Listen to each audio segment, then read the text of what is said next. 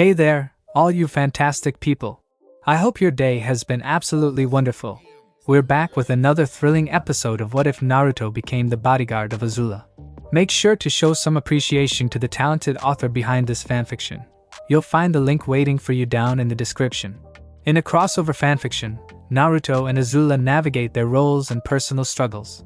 Naruto mentors Azula, guiding her away from her father's influence. Facing nightmares, Azula finds solace in Naruto's friendship. As their paths intertwine, they confront their pasts, aiming to shape a brighter future in a war-torn world. If you're loving this mind-bending what if, don't hold back. Drop a comment and share your thoughts. And while you're at it, don't miss out on exploring the other captivating what ifs available on this channel. Alright, without further ado, let's kick off this video and dive into this exciting journey. Location: Ba Sing Se. It was the start of a new day in their new apartment. Iroh was standing over the stove, cooking, as Zuko walked in. "What's that smell?" he asked, rubbing his eyes and yawning. It had been the smell that woke him up. "It's juke," Iroh answered as he stirred the pot. "I'm sure you wouldn't like it." His nephew walked over to the pot and took a sniff. "Actually, it smells delicious. I'd love a bowl, uncle," he said, holding up said bowl. "Now that your fever is gone, you seem different somehow," Iroh noted as he poured some juke. "I know, uncle. I'm looking forward to this brand new day," Zuko replied as he walked over to the table. "We've got a new apartment, new furniture, and today's the grand opening of your new tea shop. Things are looking up, uncle." Iroh was shocked at what his nephew said, but he soon smiled. It may have been a trick of the light, but for a second, he could have sworn he saw Zuko as a young boy sitting there instead of Zuko as a teenager. Location: aboard Appa. As they flew towards Chameleon Bay, Aang took a look. The area looked like a broken vase, with one cliff having two small cave entrances, giving it an appearance of a fossilized chameleon. That was how the bay itself got its name. The location is also suited for any guerrilla forces seeking to disrupt the Fire Nation's line of communications, as its waterways are often used by its navy for logistical purposes. "You haven't seen your dad in over 2 years," Aang said to Sokka as he landed Appa on a nearby cliff. "You must be so excited." Sokka, however, was trying not to throw up. "I know I should be," he replied, "but I just feel sick to my stomach." Akela gave him the, "This is not that hard. Look." He tried to ignore it. "You do not need to worry," Gaara said. "Be glad that you are able to reunite with your father." He never really had the chance to know his. The tribesman calmed down when he heard those words. "I guess you're right. Thanks, Gaara." He looked at Aang. "What about you? Are you nervous to meet this guru?" "Not at all," the air nomad answered. "I'm ready to master the avatar state. I'll do whatever it takes." He looked back at Gaara. "What about you, Gaara? Are you nervous?" He shook his head. "I just wished to put this shadow away. It had haunted him for far too long now." Sokka and Akela didn't waste time disembarking from Appa. "See you in a week," Aang told them. Appa launched into the air and flew off, leaving them alone. Sokka turned to look at the tents on the beach. He felt a nudge against his side. "Sorry, Akela." He took a deep breath. "We might as well get moving." Both he and the wolf began to make their way to the camp. They entered the camp, getting the warriors' attention. Noticing the looks, Akela began to growl. "Take it easy," Sokka told the wolf. "They're friends." But he was nervous too.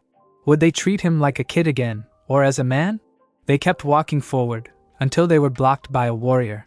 However, he, as well as the other warriors, welcomed Sokka warmly. They soon parted, allowing him and Akela to head to the big tent. They entered through the flap and at a council of war was meeting. His father, Hakoda, looked at the map in front of him. Bato was by his side and had noticed that Sokka and Akela had entered. He nudged Hakoda, who looked and saw his son. "Sokka," he said. "Hi, Dad," Sokka replied. Hakoda walked forward and gave him a hug, which Sokka returned with equal measure. Akela did nothing. He just sat on his haunches. Location: Ba Sing Se. "Look, Bosco," the Earth King said to the bear. "The Kyoshi warriors are here to protect us. Aren't you excited?" Bosco just yawned. "It's been a difficult week for me," he told the Kyoshi warriors. "My most trusted advisor, Long Foam, and his daily agents tried to take control of Ba Sing Se from me. It's terrible when you can't trust the people who are closest to you," Azula replied, kneeling in her Kyoshi getup. Mai and Ty Lee sat behind her, wearing the same gear. But there is good news. As we speak, the Council of Five is meeting to plan an invasion of the Fire Nation this summer, on the day of a solar eclipse. The Earth King explained with an excited voice. Really? Asked Azula, her face not showing anything. Now that sounds like a fascinating and brilliant plan.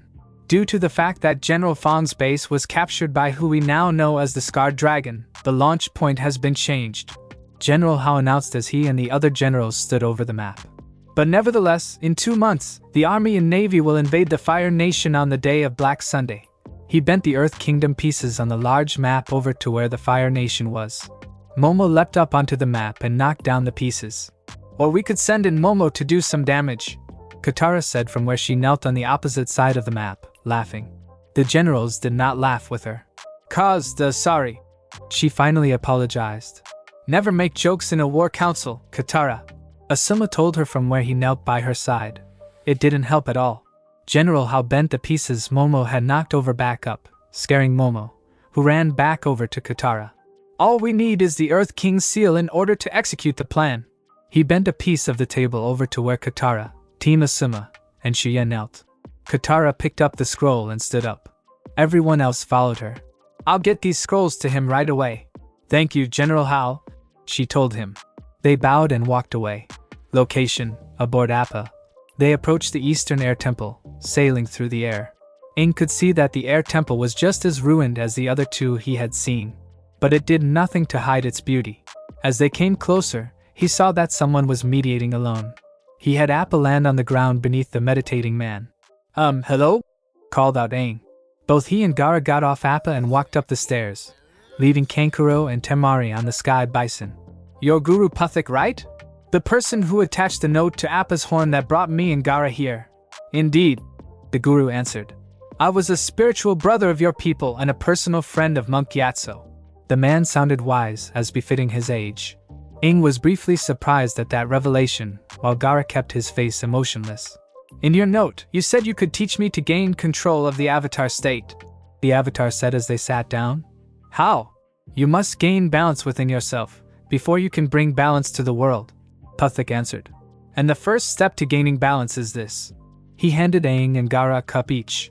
Drink up! Aang tried to drink it but spat it back out. It tastes like onion and banana juice, he complained. That's because it is. Puthik drank his cup. Yum yum! With that sentence, he seemed to become less ancient and wise and more youthful. The change astounded the air nomad. Gaara lifted the cup to his mouth and drank it down to the last drop. How can you drink that stuff? Aang asked him, surprised that he could stomach it. I've drunk worse. He put the bowl down and looked at Puthik. Guru, he began. You know of Aang through your friendship with the air nomads and with Monk Gyatso. But how do you know of what I have been through? Why do you think you can help me? He wanted to know the answer. Puthik smiled. I've traveled all over the world, young Kazekage, he told the redhead. While it is a bit different from what she went through, I believe that the same method I helped Mito go through will work with you.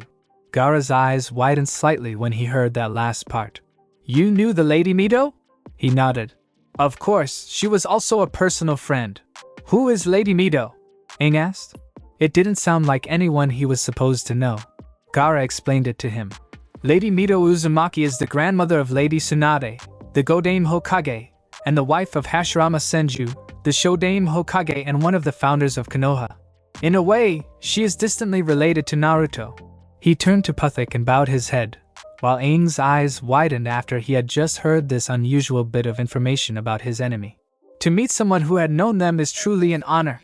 Puthik chuckled. Ah yes, I knew Hashirama quite well. He and Mito loved each other very much. A genuinely interesting time to be around was when Mito was pregnant. Why? Aang asked curiously. One day, she was trying to kill him. The next, she was pranking him. He answered with a full-blown laugh at the memories. It is always interesting to watch a woman of the Uzumaki clan when she's carrying a child in her womb. Location, Earth Kingdom. Master Yu and Xian Fu rode a cart that carried the metal cage holding Toph. Eventually they came to a choice between two roads. I believe we need to go right. Master Yu told Xian Fu. What are you talking? Xian Fu replied as he stopped the cart. The Beifeng estate's this way. I'm quite certain you're mistaken. Hey!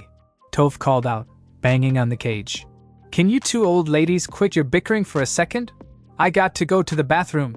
Oh, okay, but make it quick. Master Yu took out a key and began to move towards the cage. Xian Fu grabbed his arm. What's wrong with you? He demanded. Oh, very sneaky, Toph, Master Yu said, realizing what she was trying to do. Nice try, but you can't trick me. He sat back down on the cart. Let me out of here so I can kick both your butts. Toph shouted at the two of them. Quit your banging! Xian Fu shouted back, banging the cage. You might think you're the greatest earthbender in the world, but even you can't bend metal. The cart started to move again. Toph didn't say anything. She just placed a hand on the side of the cage. Location: Ba Sing Se. Two of the Kyoshi warriors sat in front of a large mirror, cleaning off their makeup. They had been given a large, very nice place to live in Ba Sing Se for the duration of their stay. We've been presented with an extraordinary opportunity, girls, Azula said as she walked to the window. My finally gets to wear makeup that's not totally depressing, Ty Lee asked with agitated sarcasm. Mai, who was remaining consistent of red makeup beneath her eyes, making the appearance of someone who was either crying with blood or had a bleeding face, looked at her friend. Ty Lee was not one to use sarcasm, much less agitated sarcasm. I'm talking about conquering the whole Earth Kingdom, Azula told them, looking out the window. For 100 years, the Fire Nation has hammered away from the outside. But now we're on the inside, and we can take it by ourselves. Gosh, you're so confident, Ty Lee said again with agitated sarcasm. Azula quirked an eyebrow but did not turn around. The key is the Dai Li. Whoever controls the Dai Li controls Ba Sing Se, Ty Lee snorted. Like it's going to be that easy. Mai turned to her friend. What's going on, Ty Lee? She asked, starting to worry about her friend. Nothing, I'm fine. The acrobat replied shortly, obviously not wanting to continue the conversation. But her friend wouldn't let up. No, you're not. What's wrong? Nothing's wrong, okay? She almost shouted the question at her. Azula turned away from the window and walked over to the mirror. Something is bugging you, Ty Lee, she told the acrobat, her tone surprisingly gentle. We're your friends, you can tell us. Ty Lee tried to stay angry but couldn't. She let her shoulders slump in defeat. Sorry, guys. Something has been bugging me. Azula sat down on a nearby chair. What is it? You guys remember the swamp and who I met? The two other girls nodded. Well, the woman who I met was wearing the Kyoshi warrior outfit. And when she had started wearing the outfit she had taken, she began to worry but tried not to show it. So? Mai asked, not seeing where she was going with this. So if that woman was me, what does that mean? Does that I'll betray you guys and end up fighting for the Earth Kingdom? Tears began to well up in her eyes. I don't want that. You guys are my only friends. I don't want to fight you too. She began to cry at the prospect of the idea. It scared her. It scared her very much. Both of her friends just sat there in silence for what felt like a couple of minutes. I could be wrong, Azula said drily. But I think Naruto would be insulted by the fact you don't consider him a friend. Besides, if what you think happens, it won't matter. Ty Lee stopped crying when she heard those words. What? Azula gave her a hug. Ty Lee, even if we end up fighting each other in this war, I will still consider you my friend. Same here, Mai said, joining the hug. Tears flowed down Ty Lee's face, but they were not ones of sadness. They were ones of happiness. They soon broke the hug and went their separate ways. I think I'm beginning to find my answer, Azula thought as she prepared to go to bed. She wasn't sure if she had all of it now, but it was a step. Location: Eastern Air Temple. Aang and Gaara stood behind Puthik as he looked down at a creek. The sun had set, and the night life of the Eastern Air Temple had started up. In order to master the Avatar state and to be at peace with yourself, you must open all the chakras, Puthik told the two of them. Aang, Gaara, tell me everything you know about chakras. What are chakras? Aang asked, rubbing his eye. He now only wore his pants and felt a little sleepy. The only time he had stayed up all night was during the whole tank train thing, which wasn't a fond memory for him. There's only one kind of chakra, Gaara told the guru. He had removed the gourd, the belts and the vest but kept the remainder of his clothes on. And unlike the air nomad, he was fully awake. This wasn't the first time he had spent the whole night awake. From a certain point of view, yes, Puthik replied. He turned to the pool of water in front of him. The water flows through this creek, much like the energy flows through your body. As you see, there are several pools where the water swirls around before flowing on. These pools are like our chakras. He stirred the water, causing the moss on the water to move around. So, chakras are pools of spiraling energy in our bodies? Aang asked for clarification. Exactly, the guru answered. If nothing else was around, this creek would flow pure and clear. However, life is messy, and things tend to fall in the creek. And then what happens? The creek can't flow? Yes. But if we open the paths between the pools, he lifted the moss at the exit. The energy flows, Aang exclaimed as the water flowed faster through the creek, taking all of the moss with it. Gaara watched the water flow through the creeks. The 8 gates, he said to himself. Yes, the chakras are similar to the 8 gates, Pathik said, catching on to what Gaara was thinking. The 8 gates, what are those? Aang asked the Suna shinobi. That was something he had never heard of before. Points in the chakra network, Gaara explained to him. If opened, they grant the person immense strength and power. But the more gates you opened, the higher the price is. What's the price? Pain, the Kazekage answered shortly. If someone would open all the gates, they would have enough power to rival a Kage or possibly even you. But they would die in return. Aang could only gulp at those words. He couldn't even think of the kind of pain someone would get for each that kind of power. Pathik took them to another part of the temple, coming to a giant cavern. It was a wide, open place and fog surrounded where they sat. There are 7 chakras that go up the body, Pathik told Aang and Gaara, who sat opposite of him. Each pool of energy has a purpose and can be blocked by a specific kind of emotional muck. Be warned, opening the chakras is an intense experience, and once you begin this process, you cannot stop until all 7 are open. His face had a serious expression that seemed to age him quite severely. Are you two ready? He asked them. Yes, Gaara replied. Aang looked away for a brief moment but faced the guru with determination in his eyes. I'll do whatever it takes, he answered. First, we will open the earth chakra, located at the base of the spine, Pathik told them. It deals with survival and is blocked by fear. What are you most afraid of? Let your fears become clear to you. Aang saw visions of the blue spirit, himself in the avatar state, Sokka being beaten by General Fang, Sozin's comet, and then finally, he saw the Fire Lord surrounded by fire, all tinted with the color red. He screamed in fright at what he saw. Gaara saw memories of himself when he had lost control, butchering people because he wanted to see their blood. Stop it, he muttered to himself as he watched the memories repeat over again, always tinted red. No more, please just stop. Aang, Gaara, your visions are not real. Pathik's voice spoke to them, breaking through what they saw. You are both concerned for your survival, but you must surrender those fears. Let your fears flow down the creek. Both Aang's and Gaara's panicked expressions faded away as they calmed down and let their fear flow away. The images of their fear faded away as they heard a sound, almost like a chime ringing. You have opened your earth chakra, Pathik announced. He led them away from the cavern to behind a waterfall. Next is the water chakra? Asked Aang. It was rather obvious because they were sitting behind a waterfall. Brilliant! Maybe one day you will be a guru too, Pathik told the air nomad cheerfully. Then he grew serious. This chakra deals with pleasure and is blocked by guilt, he told the two of them. Now look at all the guilt which burdens you so. What do you blame yourself for? Aang closed his eyes and saw orange-tinted visions of what he did. I ran away, he said as he watched the memory of him running away from the Southern Air Temple. He saw what had happened at General Fang's fortress when he was in the Avatar state. I hurt all of those people. Gaara saw his past as well, seeing it all tinted with orange.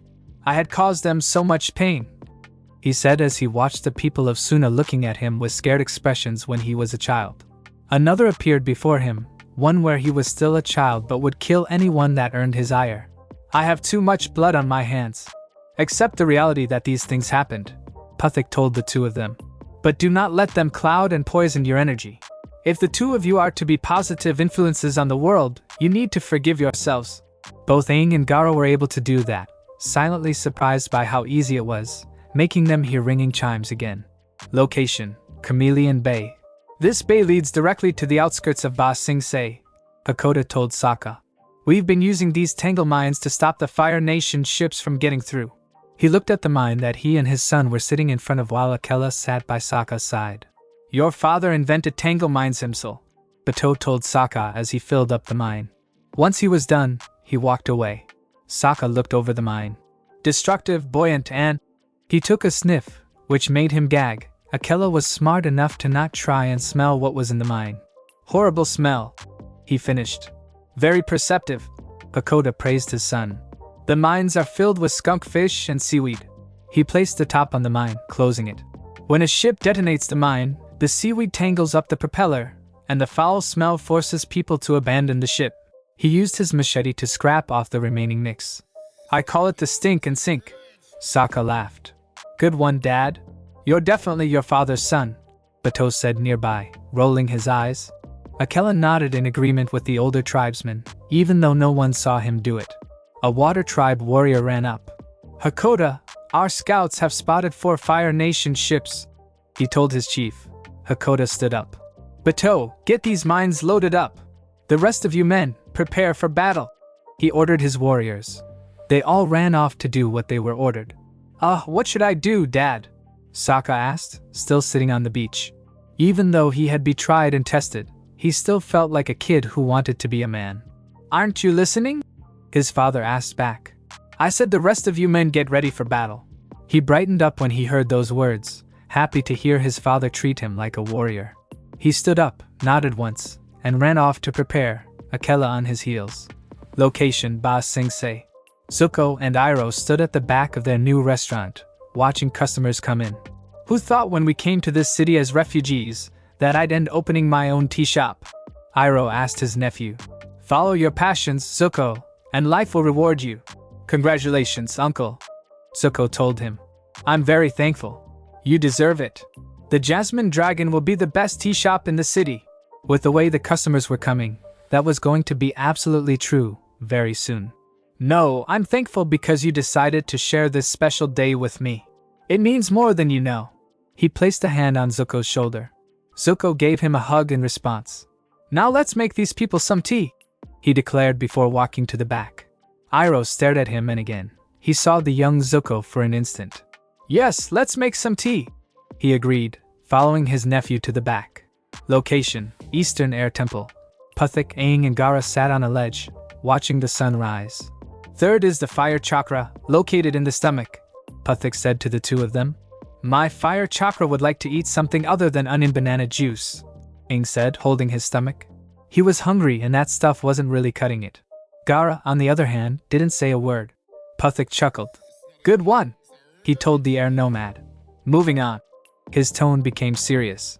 This chakra deals with willpower and is blocked by shame. What are you ashamed of? What are your biggest disappointments in yourself?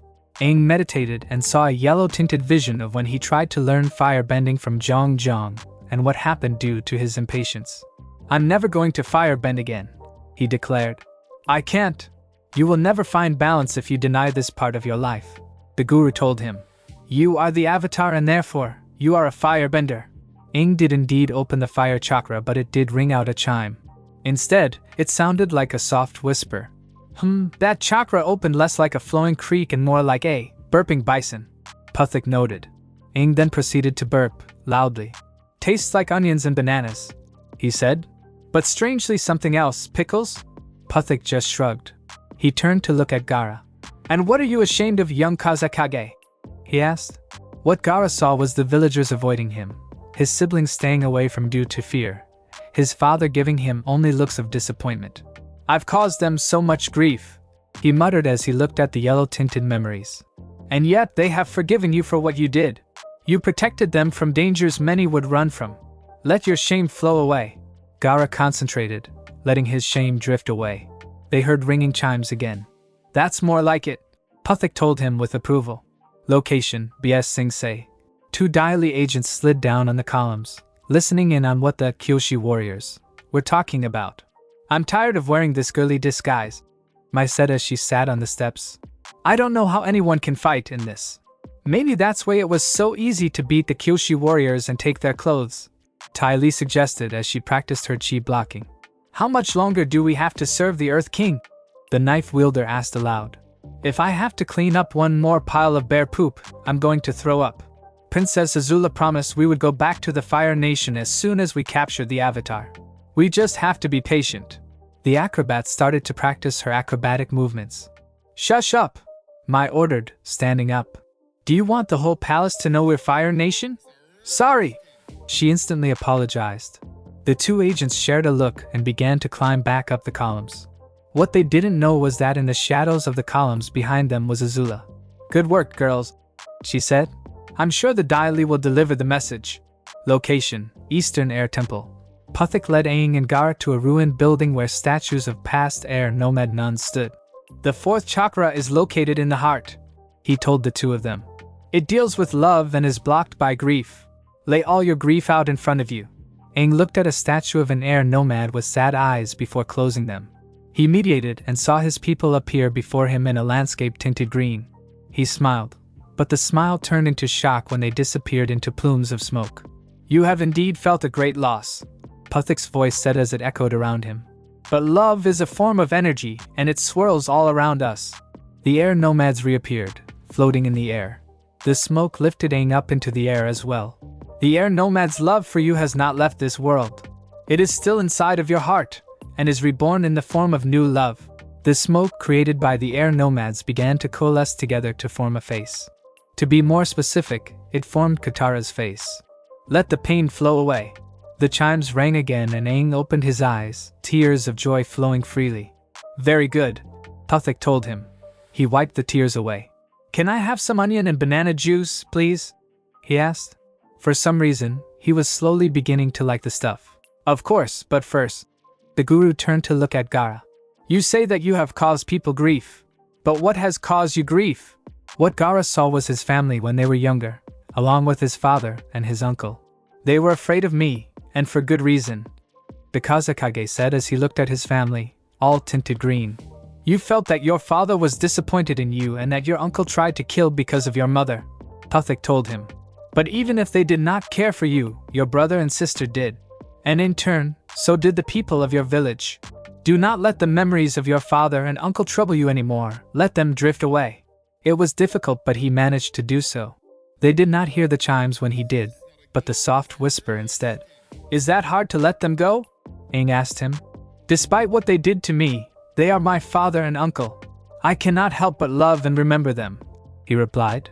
His voice was quiet as he spoke. "And there is what the air chakra is about," Puthik told him.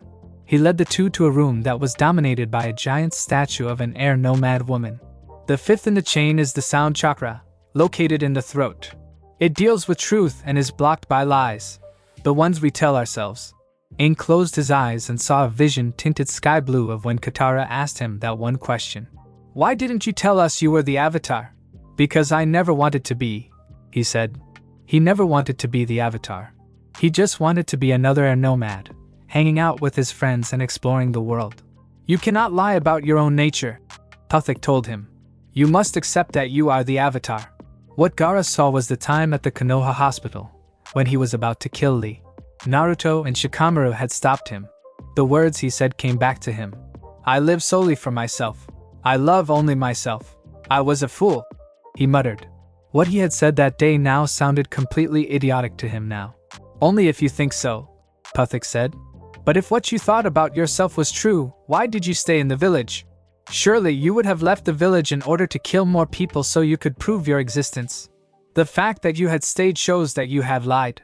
But you haven't lied to yourself in a while, have you?" Both Aang and Gaara closed their eyes and accepted the truth. Aang saw a vision of him standing on a mountain cliff, looking down on the land and ready to protect it. Gaara saw himself standing on top of the Kazekage building, looking at the village he swore to lead, serve and protect. Both visions were tinted with the color of a clear sky. The chimes rang again. "Very good, you two," Puthik said. "You have opened the chakra of truth." He led them outside the temple. They sat on a curving staircase on the side of the mountain. "The sixth pool of energy is the light chakra, located in the center of the forehead," he told them. "It deals with insight and is blocked by illusion. The greatest illusion of this world is the illusion of separation. Things you think are separate and different are actually one and the same. Like the 4 nations," Aang said. "Or the elemental countries," Gaara said. "Yes," Puthik acknowledged. "We are all one people, but we live as if divided. We're all connected," Aang said to himself, coming to realize what he was talking about. Everything is connected. That's right. Even the separation of the four elements is an illusion. If you open your mind, you will see that all the elements are one. Four parts of the same whole. Even metal is just a part of Earth that has been purified and refined. Location: Earth Kingdom. Toph stood in the metal cage, hitting the sides and the roof so she could feel the vibrations of it. Finally, she felt the traces of Earth within the metal. She smiled and then took a deep breath. She took an earth-bending stance and struck the side of the cage. "Come on, metal," she growled. "Budge!" She struck the metal again, this time causing a dent. "Woo! Toph, you rule!" She threw another punch at the side of the cage. Location: Ba Sing Se. Katara, Momo, Shie, and Team Asuma walked by the Jasmine Dragon. "What do you say, guys?" Katara asked the group. "Let's get a cup of tea before we get back to the king." They were in no hurry. "I don't think that's a good idea," Shie said. "We should probably get right back to the Earth King." The sooner they did that, the better. "She's right," Asuma agreed.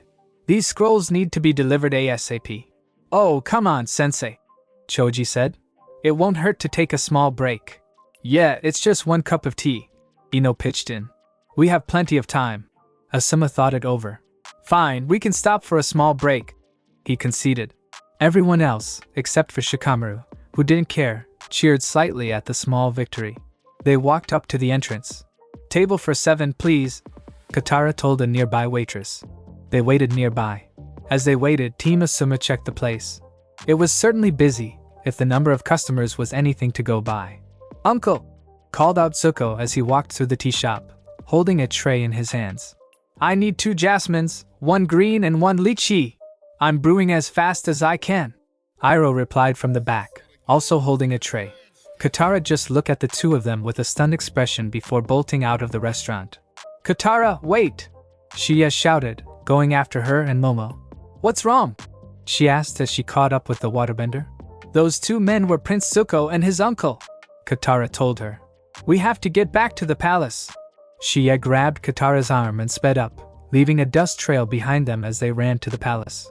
Team Asuma watched in surprise as the 2 girls ran off. They were about to follow when a man playing Pai Sho at a nearby table spoke, getting their attention. "Oh my, did she see something that surprised her?" he asked, looking at Team Asuma. Team Asuma looked at the man. His hair may have been black, but his eyes were the kind of blue that belonged to only one person they knew. "Naruto," Asuma said. "Hello, Konoha Shinobi," he greeted them mockingly. "Did you enjoy the show? What are you doing here?" Ino demanded. "Why does that always seem to be the first question out of your mouths?" he asked them with slight exasperation. "Try something that's a little more original. But to answer your question, I am enjoying a cup of tea and playing a friendly game of Pai Sho. Speaking of which," he moved a piece on the board. "I win." "Another game?" asked the other person. "Sure." They began to rearrange the pieces, ready to start again. "Why are you still here?" he asked Team Asuma when he saw they were still there, looking at him. "You should go after those girls. Who knows? They just might run into a nasty surprise." Team Asuma shared a look of horror before running out of the tea shop. Location: Eastern Air Temple. Night had fallen and the stars were out in their full glory. Puthik, Aang and Gaara sat on the roof of the temple, so they could see all the stars. "This is the last chakra, isn't it?" Aang asked. "Yes," Puthik answered. "Once you open this chakra, you will be able to go in and out of the avatar state at will, and when you are in the avatar state, you will have complete control and awareness of all your actions." "Let's do this," he declared. Gaara nodded silently. "The thought chakra is located at the crown of the head," the guru told the two of them. "It deals with pure cosmic energy and is blocked by earthly attachments. Mediate on what attaches you to this world." Aang saw images of Katara while Gaara saw images of his friends, family, and his village. Both were tinted violet. "Now let all of those attachments go. Let them flow down the river, forgotten." Aang snapped out of his mediation when he heard those words. "What? Why would I let go of Katara?" he asked. I love her. Learn to let her go, or you cannot let the pure cosmic energy flow in from the universe," Puthik told him. "Why would I choose cosmic energy over Katara? How could it be a bad thing that I feel an attachment to her?" he demanded. 3 chakras ago, that was a good thing. You must learn to let go," Puthik told him sternly. They then heard the ringing chimes and saw that Gaara had opened his eyes. I have never seen someone open the 7th chakra so easily. Even Mito had difficulty with it, the guru said with slight wonder in his voice. I had once thought I existed for myself and only for myself, Gaara replied. You had wanted me to return to that same line of thinking. The only difference is that I returned with a positive look instead a negative look. An interesting way to open it. The guru stood up from where he sat. Aang, I want you to stay here and think on your attachments. I have one last thing to teach to Gaara. He led the shinobi off the roof and into the temple. They walked through the empty halls and corridors that showed the ruined state they were in. Eventually, they came to a room that only held a large mirror on the opposite wall. Why are we here? Gaara asked as he quickly looked around. It wasn't a big room and its only defining feature was the mirror before him. We are here so you can open the 8th chakra. Puthik answered his question. But you said that there were only 7 chakras. The Kazekage remembered that part of the conversation back at the creek. Do you remember when you realized that the 7 chakras are similar to the 8 gates? Gaara nodded. That is true from a certain point of view. However, the chakras and the 8 gates are the same, the guru told him. But the 8 gates are not located where the 7 chakras are. He remembered his lessons on the location of the 8 gates. They were nowhere near where the 7 chakras were.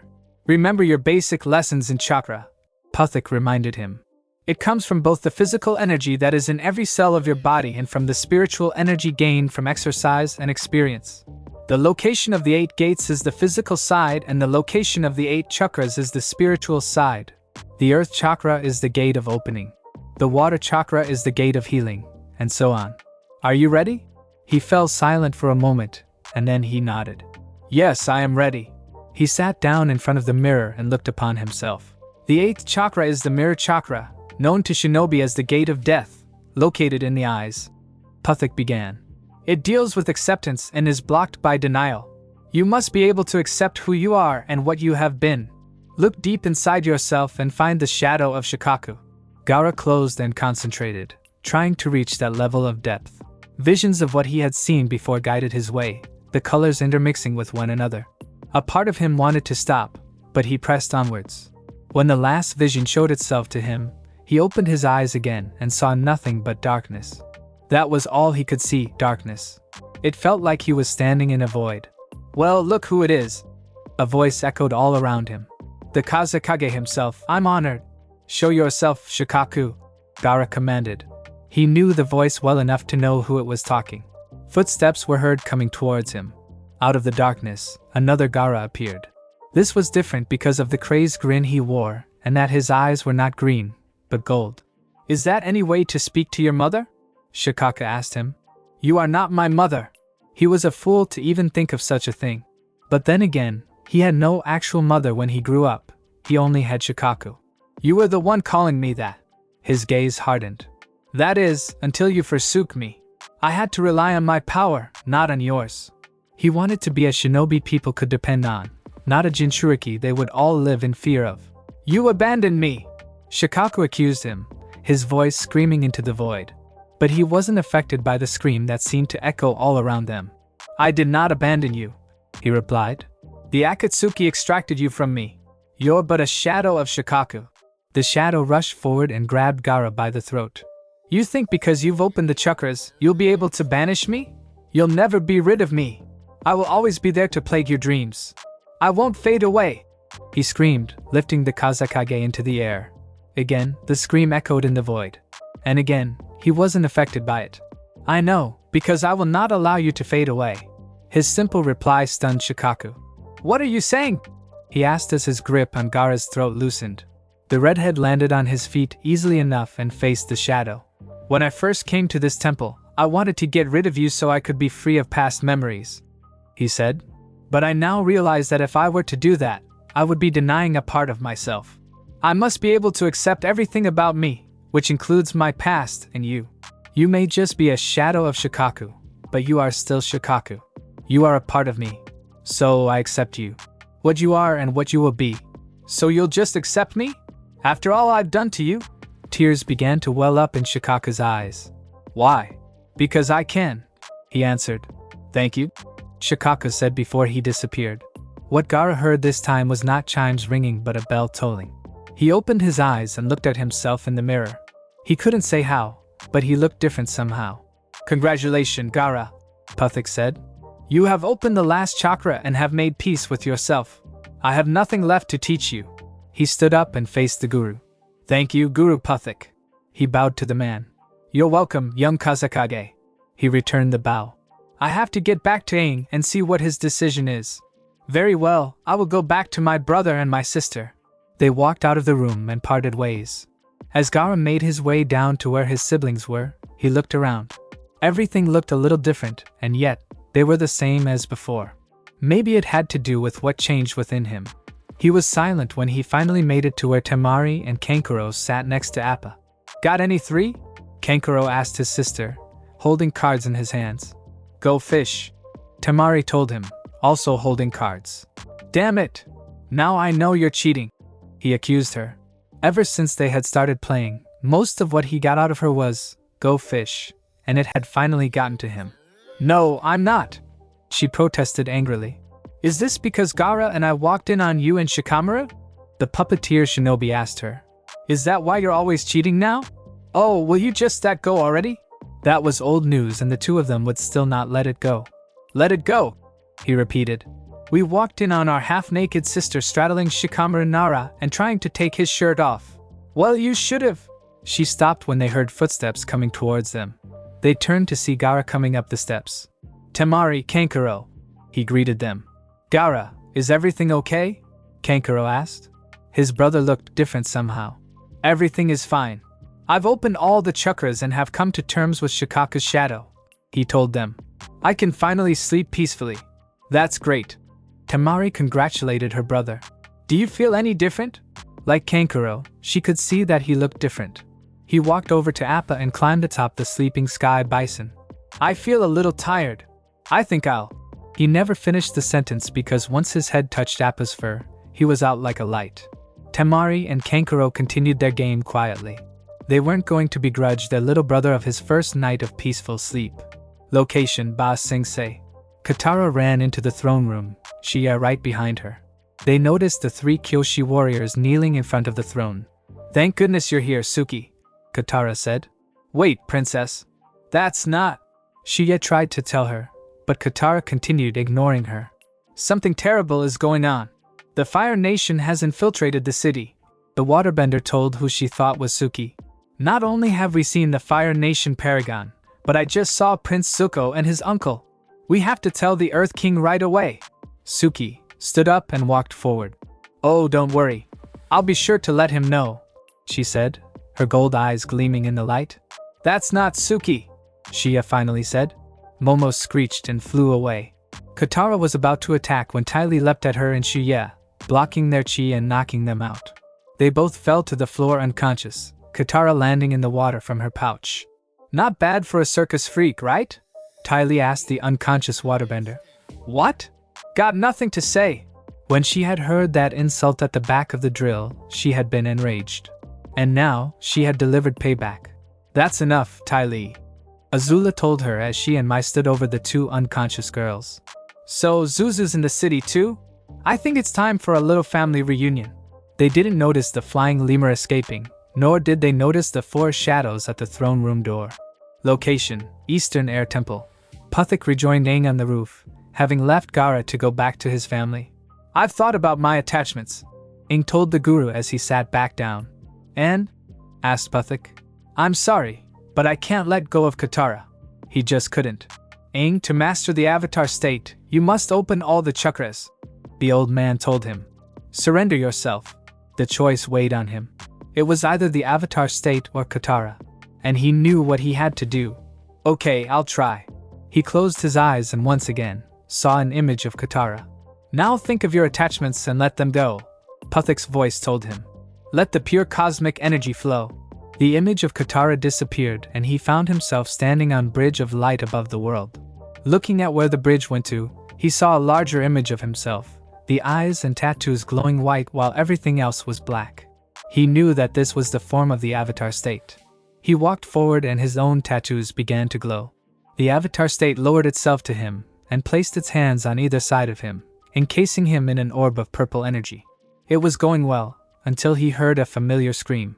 Turning his head, he saw a vision of Katara in chains, demanding to be let go. He ran out of the orb, dissipating it, and ran onto the bridge, making the avatar state disappear as well as the glowing of his tattoos. The bridge followed suit, disappearing under his feet and sending him falling to the planet. He snapped his eyes open. "Katara's in danger," he said, standing up. "I have to go." He leapt off the roof and went down the side. "No, Aang," Puthik said, stopping him at the edge. "By choosing attachment, you have locked the chakra. If you leave now, you won't be able to go into the avatar state at all." He hesitated for a second, but continued on, leaving behind a disappointed Puthik. He ran all the back down to where Appa and the 3 shinobi were. He woke Appa up and flew them away from the Eastern Air Temple. Location: Earth Kingdom. They continued to drive the cart during the night. They stopped when they heard a loud noise coming from the back. Stopping the cart and going to investigate, they discovered the cage holding Toph had a giant hole in it. "It's another one of her tricks," Master Yu declared. "There's a giant hole in the box," Xian Fu replied. "How is that a trick?"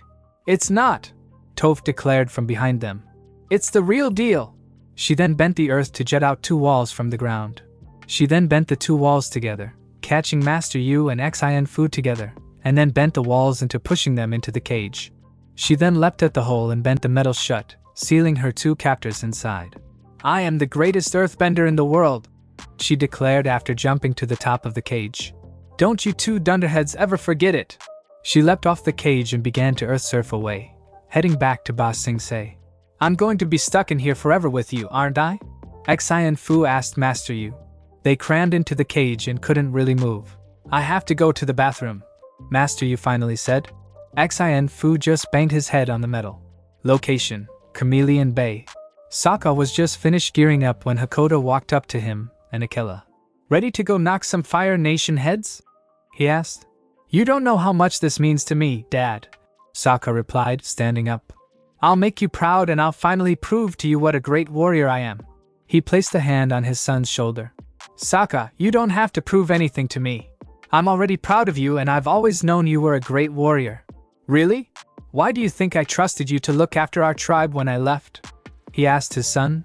"I knew you would live to your namesake." Sokka was confused by what his father said. "My namesake? What are you talking about?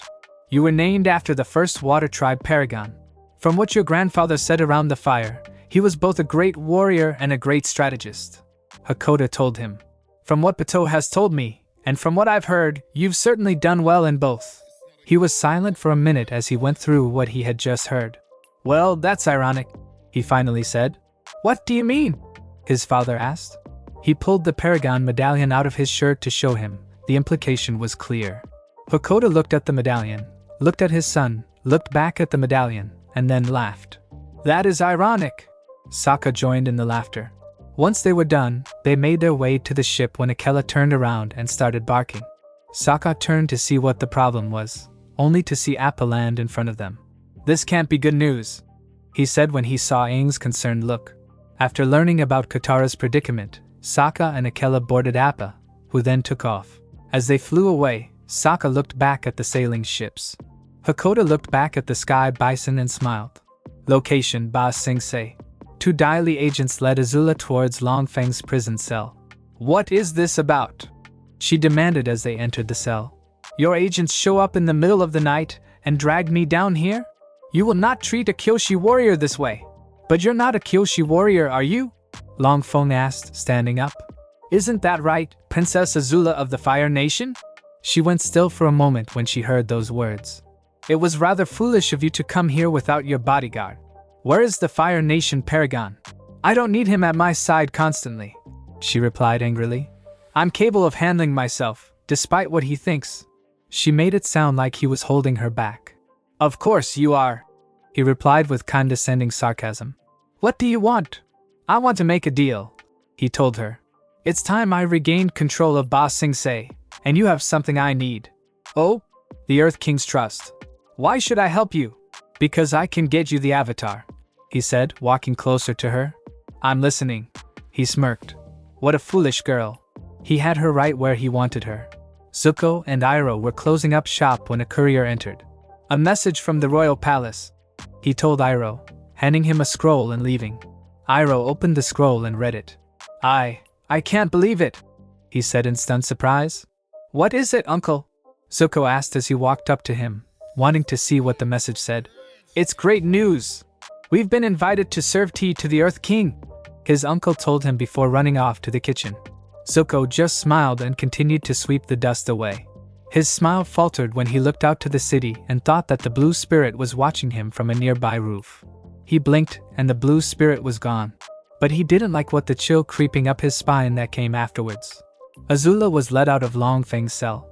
The Daily agents did not notice the small smirk she had. Exactly right where I want him, she thought to herself. Thanks for listening. I do hope you enjoyed it. If you want the next part of this video, like, subscribe and comment down below and turn on the bell notification. And also check out other videos that I have created and enjoy. See you in the next video. Peace.